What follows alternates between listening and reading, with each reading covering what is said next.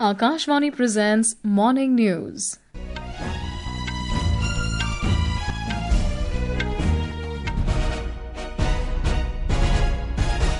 Good morning. I am Saira Mujtaba. The headlines. Prime Minister Narendra Modi to share his thoughts in 129th episode of Mann Ki Baat program at 11 this morning. Rural Development Minister Shivraj Singh Chauhan rejects Congress's criticism on Viksit Bharat G scheme, says number of guaranteed work days increased from 100 to 125 days. Supreme Court takes Suo Motu cognizance on issue of definition of Aravali Hills. Government notifies guidelines for shipbuilding assistance worth 44,700 crore rupees to boost country's shipbuilding capacity. Polling begins in Myanmar for first phase of general election. And in cricket, BCCI announces 15-member Indian squad for ICC Men's Under-19 World Cup 2026, Ayush Matre to lead the side. And now the news in detail. Prime Minister Narendra Modi will share his thoughts with the people of the country and abroad in the Mann Ki Baat program on Akashvani today at 11 a.m. It will be the 129th episode of the monthly radio program. The program will be broadcast across the entire Akashvani and Doordarshan network, the AIR News website and the News on AIR mobile app. It will also be live streamed on the YouTube channels of AIR News, DD News, the PMO and the Ministry of Information and Broadcasting. Akashvani will broadcast the program in regional languages immediately after the Hindi broadcast. Prime Minister Narendra Modi will chair the 5th National Conference of Chief Secretaries in New Delhi today. He had also chaired the meeting yesterday. In a social media post, Mr. Modi said that during the conference, he had insightful discussions on various issues relating to governance and reforms. The 3-day conference, which began on Friday, is aimed at strengthening centre-state partnership through structured and sustained dialogue on national development priorities. Anchored in the Prime Minister's vision of cooperative federalism, this conference serves as the forum where centre and states collaborate, designing a unified roadmap to maximize country's human capital potential and accelerate inclusive and future-ready growth. The meeting focuses on the theme Human Capital for Viksit Bharat, covering best practices and strategies for states and union territories to follow. Union Rural Development Minister Shivraj Singh Chauhan hit out at the Congress, alleging that the party had included the name of Mahatma Gandhi in the National Rural Employment Guarantee Act of 2005 only for electoral gains. Talking to reporters in Bhopal yesterday, Mr. Chauhan said that during Congress government, MG Narega became synonymous with corruption. He said Congress party had repeatedly reduced the MG Narega budget. He alleged that the opposition has consistently used Mahatma Gandhi's name for electoral gains.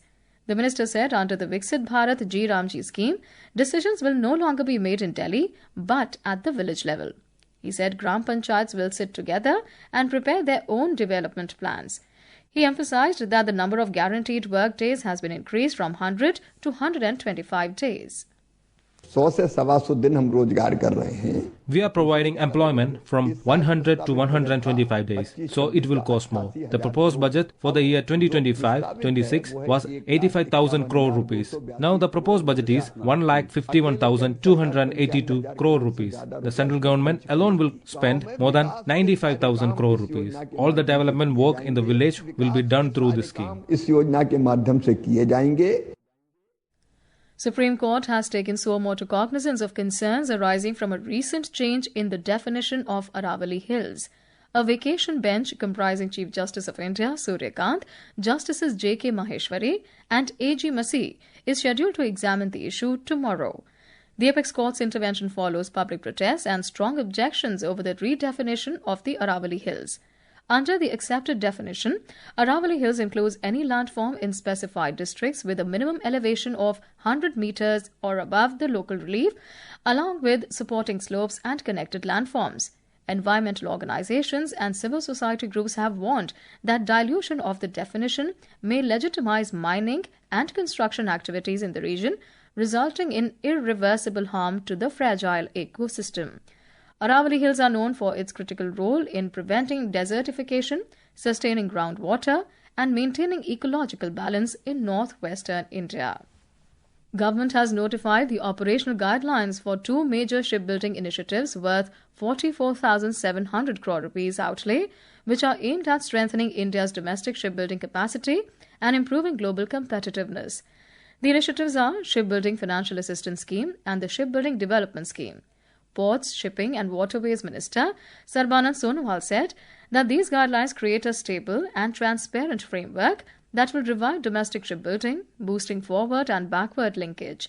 He said this will enable large-scale investment and build world-class capacity, positioning India as a major maritime nation on the path to Viksit Bharat and Atmanirbhar Bharat. Mr. Sonowal said Prime Minister Modi's leadership has given India's shipbuilding sector a decisive policy reset. He said both the schemes will remain valid until the 31st of March 2036. President Draupadi Murmu is visiting INS Kadamba Naval Base in Karwar in North Karnataka today. She will be flying into Karwar Naval Base from Goa, where Karnataka Governor Thawarchand Gehlot and state ministers will welcome her. After visiting the base, the President will take a sortie aboard a submarine from the Karwar harbour. She will be the second President to undertake a submarine voyage following Dr. APJ Abdul Kalam, who was aboard a naval submarine in 2006 at Visakhapatnam. In view of the President's visit and the submarine sortie, the local authorities have implemented security measures. Union Home Minister Amit Shah will participate in the IMA NetCon 2025 organised by the Indian Medical Association in Ahmedabad today. Later, he will inaugurate the first phase of the drainage pipeline and SG highway pilot project built by the Ahmedabad Municipal Corporation, besides presenting a charter to the affected family of Nava Vanjar. After that, Mr. Shah will visit the Guru Gobind Dham and attend the inauguration ceremony of the Yuva Business Mahasammelan 2025 organised by Vish Umia Foundation. In the evening, the Home Minister will attend a cultural program called Namotsav based on the life of Prime Minister Narendra Modi in Manipur. This is Akashvani giving you the news. For quick news updates round the clock, follow us on our X handle at AIN News Alerts, and for details of these stories and more, log on to our website www.newsonair.gov.in and download the News on AIR app. Welcome back. You're listening to Morning News. The year 2025 stands as a defining chapter in India's development journey. It saw policies translate into progress and intent into impact. In the special series, Year of Reforms, today our correspondent brings a report on India's progress in the infrastructure sector in 2025. The year 2025 marks a defining chapter in India's development journey, with transformative progress across every dimension of infrastructure: rail, road, aviation, maritime, and digital. The government's capital investment outlay for infrastructure has surged to over 11 lakh crore rupees in 2025-2026, accounting for 3.1% of GDP. In 2025, railway development marked several historic milestones. India's first vertical lift sea bridge, the Pamban Bridge, was inaugurated this year in Tamil Nadu, stand as a timeless symbol of engineering excellence, marking a historic milestone in the nation's infrastructure journey. Another landmark achievement was the inauguration of the Chenab Bridge under the Udhampur-Srinagar-Baramulla rail link project. For the first time, Mizoram was connected to the nation's national railway network, fulfilling a long-standing demand and significantly improving connectivity for the Northeast. Prime Minister Narendra Modi had said that this is not merely a railway connection, but a lifeline of transformation for the people of Mizoram. For the first time, Serang in Mizoram will be connected directly with Delhi by the Rajdhani Express.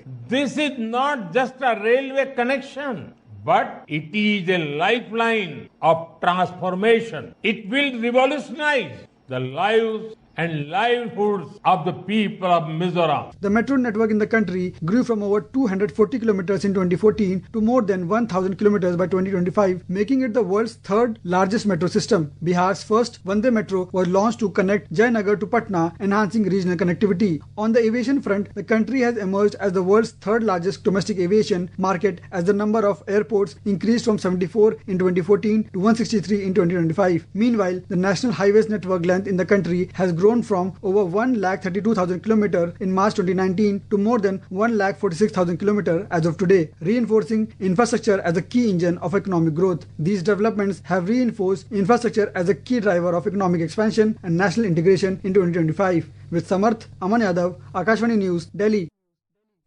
In Sikkim, My Bharat Pakyong district organised an awareness and capacity building program under the initiative Workshops on Flagship Schemes at Kaputhang Government Polytechnic yesterday. Our correspondent reports that youth, students and community members attended the program and took part in its deliberations. A report.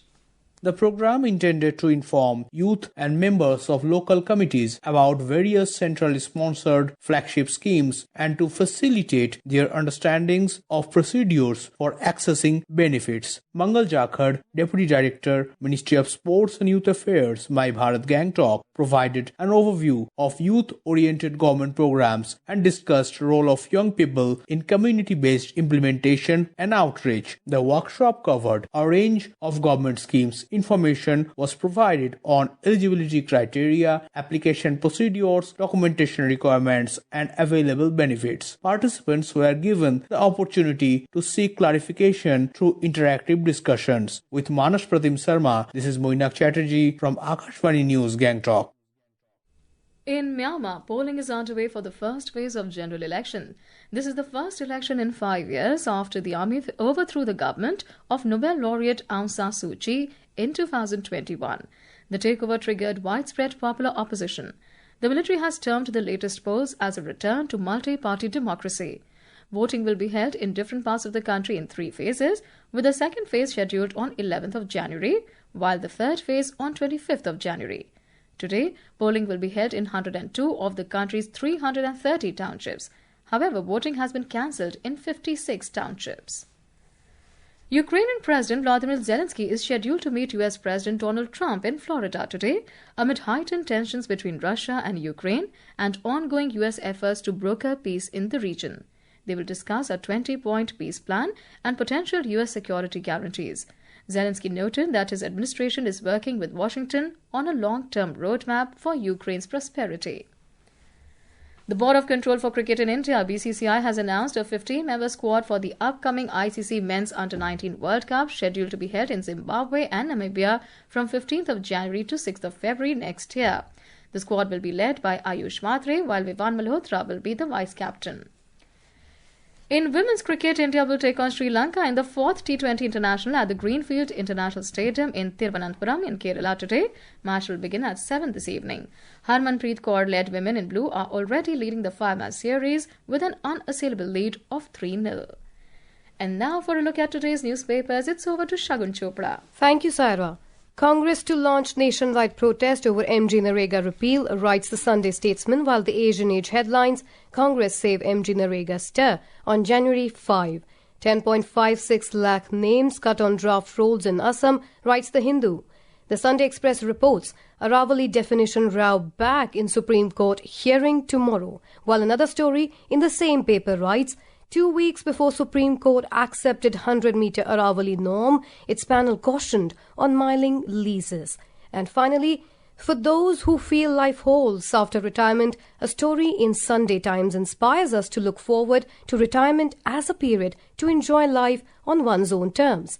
The paper writes, old and bold, when 70 plus go skydiving and bungee jumping. From Vadodara and Ahmedabad, a small band of 70-plus Indians rewriting the script of retirement, skydiving, scuba diving, bungee jumping, even trekking across Antarctica's frozen expanse, that writes the Sunday Times. And with that, it's back to you, Saira. Thank you, Shagun. And now, before we end the bulletin, the headlines once again. Prime Minister Narendra Modi to share his thoughts in 129th episode of Mann Ki Baat program at 11 this morning. Rural Development Minister Shivraj Singh Chauhan rejects Congress's criticism on Viksit Bharat Ji Ramji scheme, says number of guaranteed work days increased from 100 to 125 days. Supreme Court takes Suo Motu cognizance on issue of definition of Aravali Hills. Government notifies guidelines for shipbuilding assistance worth 44,700 crore rupees to boost country's shipbuilding capacity. Polling begins in Myanmar for first phase of general election. And in cricket, BCCI announces 15-member Indian squad for ICC Men's Under-19 World Cup 2026. Ayush Matre to lead the side. For details of these stories and more, log on to our website www.newsonair.gov.in and News on AIR app. And with that, we end the morning news. Have a great day.